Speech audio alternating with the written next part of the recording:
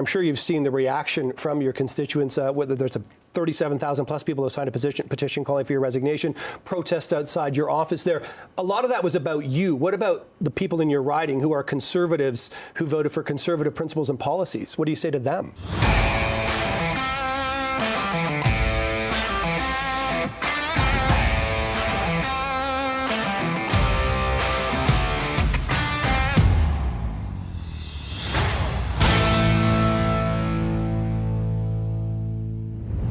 Michael Ma has now given his first interview since crossing the floor, and surprisingly, the host openly challenged him on betraying his constituents and on whether his explanation made any sense at all. As Ma fumbled through his answers, he revealed far more than he likely intended. Let's take a look. Well, 1 week ago, Markham Unionville MP Michael Ma was a relative unknown beyond his riding, but after announcing that he was leaving the Conservative Party to join the governing Liberals, well, his name was in the headlines. His decision put the Carney government now one seat shy of a majority, but has also caused a lot of controversy in his riding, including protest and a petition demanding his resignation. So what's this week been like and what's ahead? Liberal MP Michael Ma joins us live now for his first interview on CP24 Breakfast in the wake of this. Mr. Ma, appreciate you being here this morning. Well, thank you for having me today. Yeah. So let's talk about this. Earlier this year, some 27,000 people in your riding voted Conservative, marking an X beside your name on the ballot. And then you decided a week ago, no, that's no longer for me. I'm joining the Liberal Party. How do you explain or defend your actions to all those people who voted Conservative just several months ago? Well, first of all, I'd like to thank all the volunteers and voters that have placed me in their trust to represent Markham Unionville. Oh, my goodness. Are you serious, Michael? What a slap in the face. I don't know who told him to thank all of the volunteers who he betrayed and thank all the voters who he betrayed, but I don't think that was a very wise idea.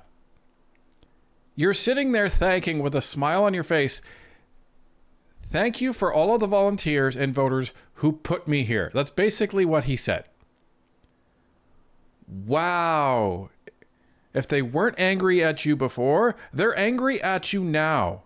Yeah, I'm sure you're grateful for them putting you here because you just turned your back on all of them, all of the people, all of the volunteers. And from what we heard, you didn't really door knock that much. So it was the volunteers that got your butt elected. As I listened to the people of Markham Unionville and community leaders about the need for Canada to be united and to be strong. So when I listened to that and going back to my roots as when I first joined politics, I was a centric conservative, progressive conservative. And at that point, I don't believe in extreme right nor extreme left.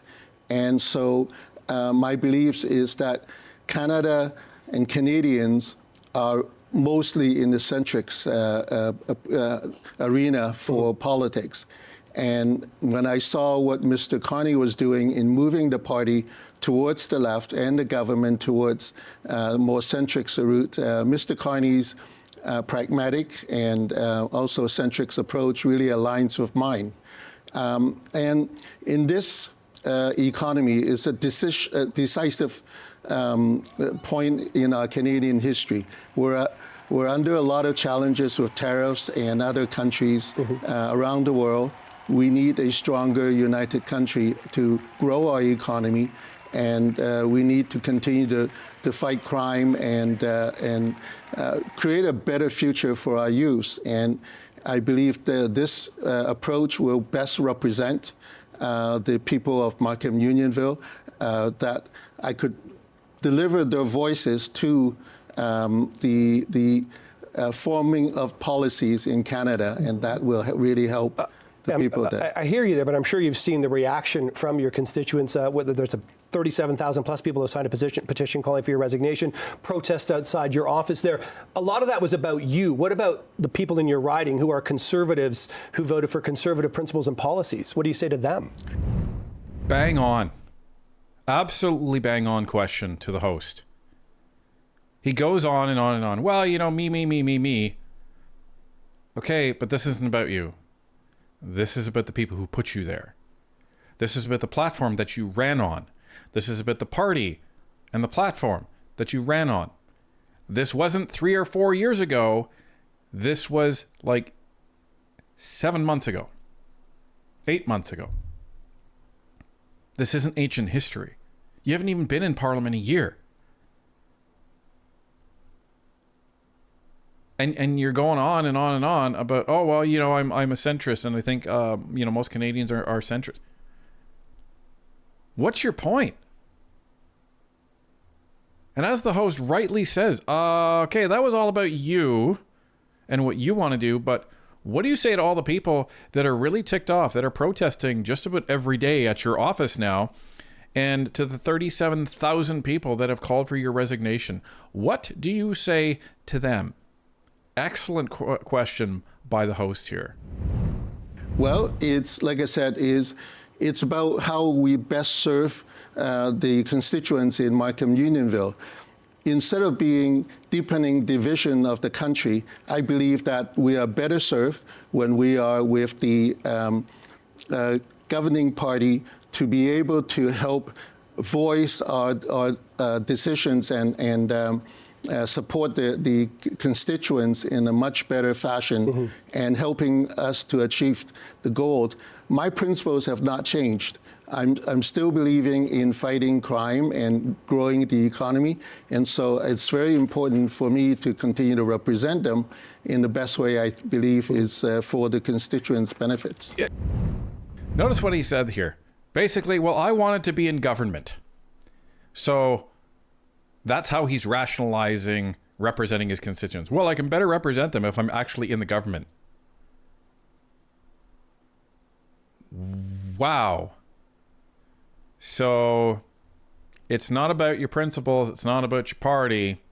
It's not about your integrity. It's, well, that's where the power is, so I want to do that. And he talks about division. He doesn't say how.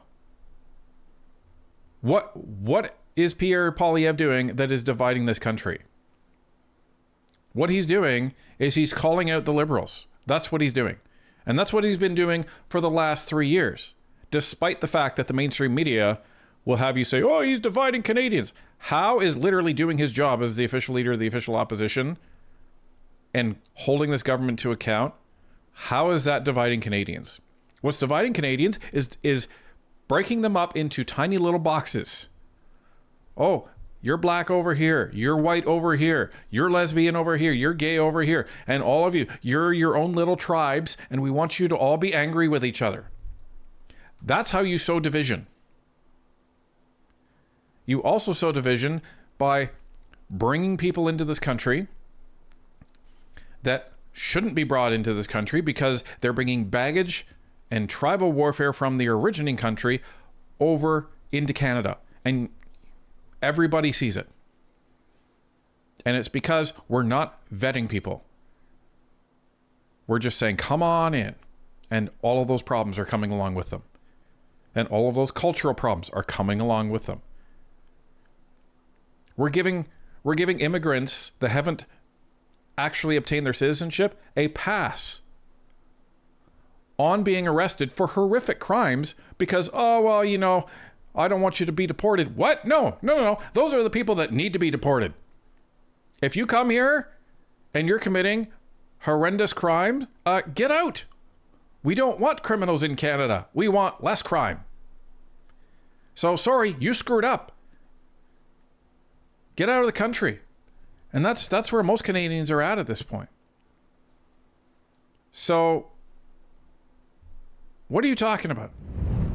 You talk about your principles not changing, but just in the last 7 months, some of the things you said about the Liberal government, for example, with money printers working overdrive, what future does Canada have under the Liberal feudal regime? I do not see a future here.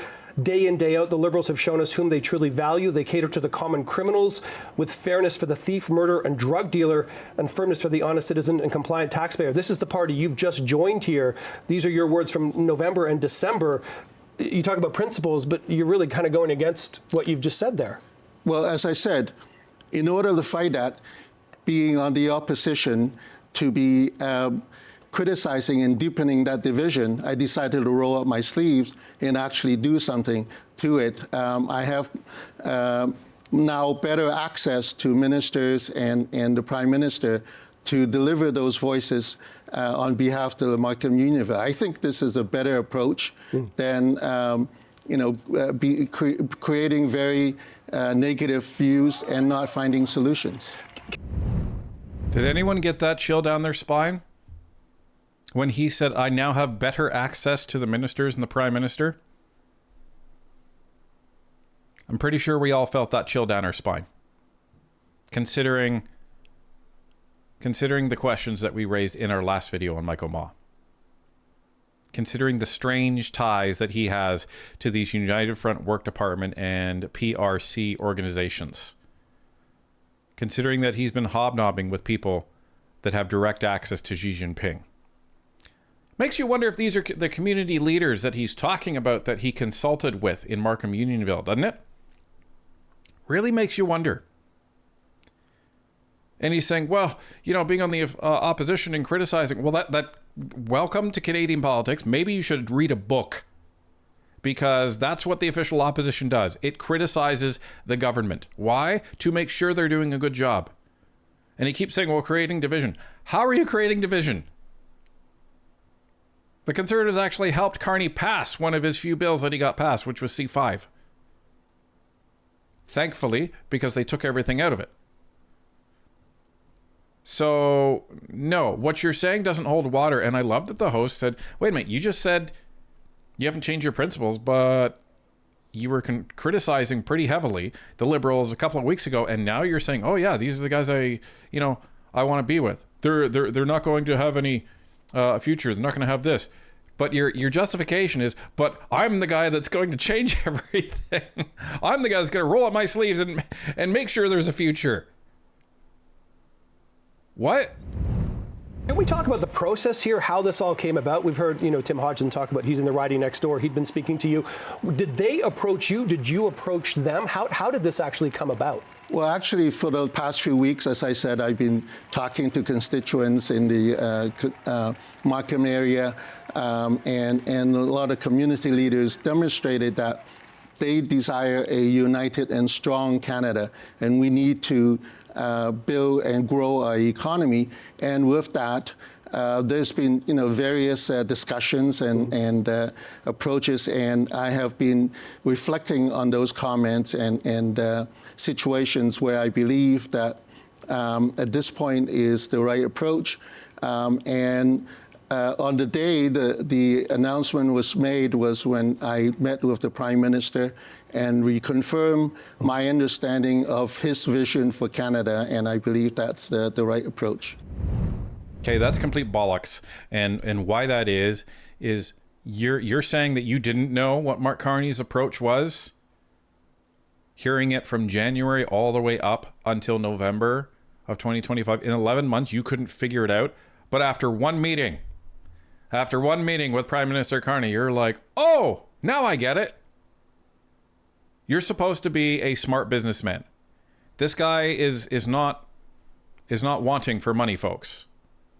Okay? So we've demonstrated that in his positions. He's been a former CIO at many different organizations, including Life Labs, including a hospital back in Hong Kong, which is a little sketchy because it's a PRC run hospital, but let's just pause on that one. So this guy is not a dummy.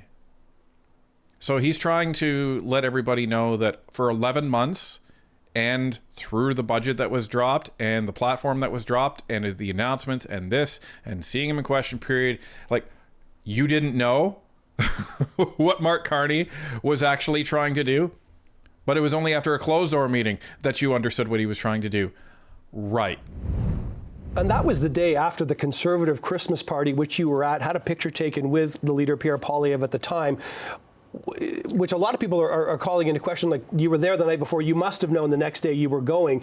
Could you elaborate a bit on that, and also what this says to you then about Pierre Poilievre's leadership of the Conservative Party, and if you're aware of other potential Conservative MPs who are considering doing what you've done? Because you're not the first one either. As I said, this is a decisive moment for Canadian economy and the nation as a whole. And the night I attended the Conservative Party, I was truly a Conservative member and an MP. I have not made a decision at that point. And so it wasn't until I had the opportunity to confirm my understanding of Prime Minister Carney's approach and his vision for Canada. Of course, up to that point, I have reflected on a lot of the comments, as I said, from the people I have talked to in Markham, Unionville, and Canadians at large. So you could hear the host's reaction. Oh, well, you know, I was a pure Conservative the night before. And the host says, really? That's code for unmitigated horsepucky. That's what that's code for. Does this guy seriously believe anybody is buying what he's selling? And notice that he didn't say anything about Pierre Poilievre's leadership. This would have been the opportunity. But he said nothing. So this, I think, is very revealing. This had nothing to do with Pierre. Otherwise, he would have provided examples. It had nothing to do with the policies of the Conservatives because he offered no examples. And he offered no examples of the Liberals, right? He said he confirmed Prime Minister Mark Carney's approach. Well, what was so enticing about it? You don't say anything. So I think what this reveals, and I'm just speculating here, is that this wasn't, and everyone's going to say, of course, and I know, I get it. There was no policy that made him say, oh, you know, Liberal Party's for me. There was no Conservative policy or approach or event or leader that made him say, oh, you know what, I'm really questioning the Conservatives. What he's trying to say is, oh, well, I was talking to the community leaders in the Markham area. You know, some of the community leaders that I may have met just a month or two ago at a CTCC event where I stood behind a lady singing the Chinese national anthem, where I was toasting with a man who was under CSIS investigation, an organization that was under CSIS investigation, an organization that was so bad that TD closed their bank account. These are the type of the community leaders that you're hanging out with, and based on their voices, you decide to move over. Is this what you want us to believe? Is this the justification you're providing to Canadians? And then you say, thanks for the help in getting elected, volunteers. See you later. Well, I hope the folks in Markham Unionville continue to protest, and I hope that Canadians of all parties, NDP, Liberal, and Conservative, are paying really close attention to this, because this completely stinks. It stinks of foreign interference. It stinks of corruption by the Liberal Party, and it stinks of the Liberals working to subvert the result of a minority government that Canadians had decided at the end of the last election. So I hope everyone's paying attention. And maybe they are, and maybe that's why the polls are shifting rapidly.